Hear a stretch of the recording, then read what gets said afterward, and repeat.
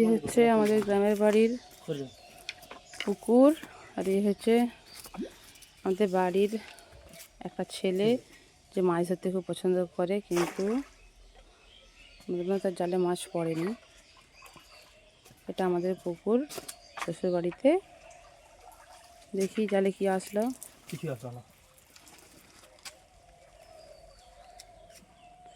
শুধু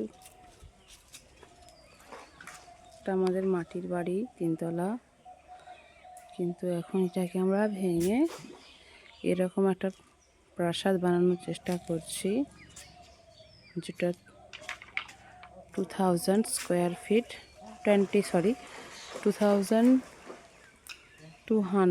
मतलब 2200 square feet.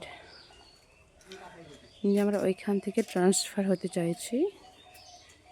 হচ্ছে আমাদের বাড়ির কাজকর্ম চলছে, ছাদ ঢালাইয়ের কাজ, এই যে সব